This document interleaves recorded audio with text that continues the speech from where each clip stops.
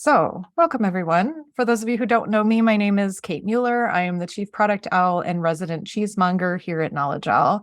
And today I am really excited to get to talk to you about a new feature we have kind of available for beta testing.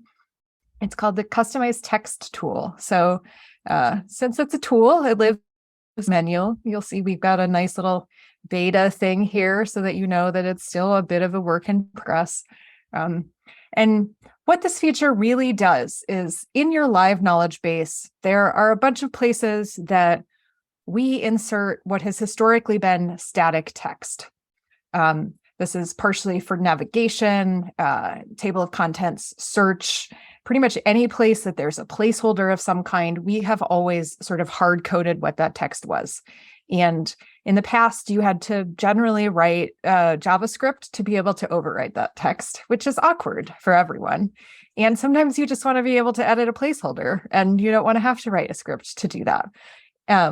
So that is what the customized text tool is for. What we are starting to do is to take all of the places that we have used static strings in the past and to allow you to define your own text to be used there instead.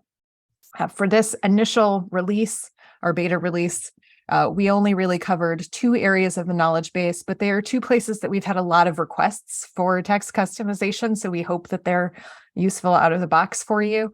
You can get here through the tools menu in customized text. And then there is a knowledge base section drop down here that will let you select which of the 2 areas that we've already put in here you can access, which are search and table of contents. And we will be adding more to this in the coming weeks and months.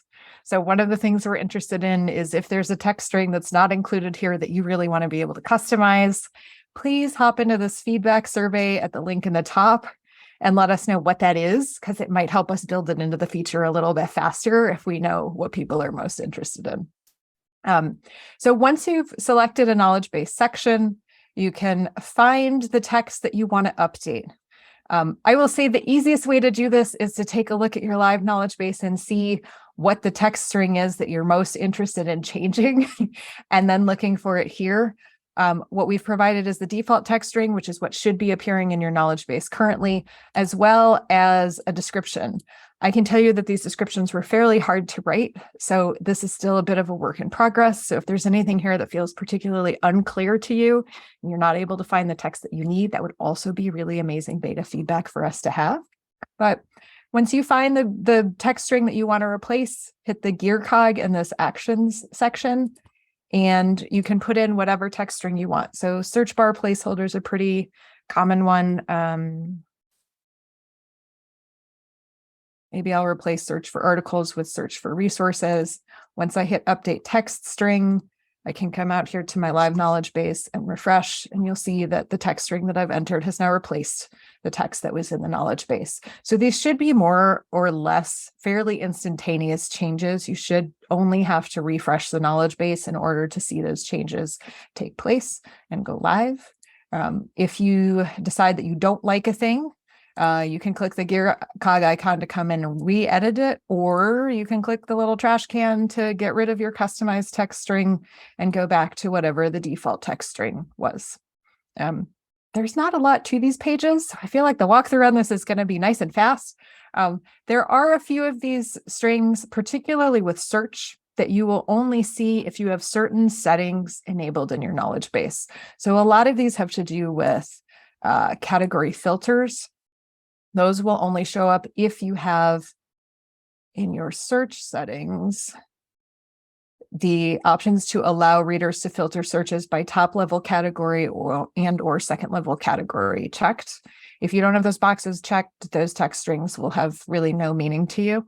And all of that is outlined in a bit more detail in our support knowledge base on this. I come out here to customize text. You'll see there's these section breakdowns for search and table of contents. In each of these, there's a table with each of the text strings, the description, and some additional notes or additional description about what that is. So things that are dependent on particular features, you'll see links to those features or the setting that's related to that. So you can kind of go check it out and figure out if it's even a setting that you're using in your knowledge base. And I have tried, probably not very effectively, to give you some screenshots with number examples of like where those text strings actually show up, in case you don't want to test this in a live knowledge base that people are actively using, trying to figure out where it shows up. And that's pretty much it. Search was actually remarkably complicated, because once you search for something, you get the search results page, and there's a whole bunch of text on here that we have always statically recorded. The label for the button itself, the header at the top, the total results count, all of the text that appears in the little metadata sections, everything in the sort by and the dropdown, if you have sorting enabled, all of that is customizable now. If you search something that has no results, you can customize the message that displays saying that there are no results. If you are using glossary term snippets here, such as here, where it's turning up, you can customize what the glossary link looks like. You can put whatever text you want there. So there's a lot of options with search.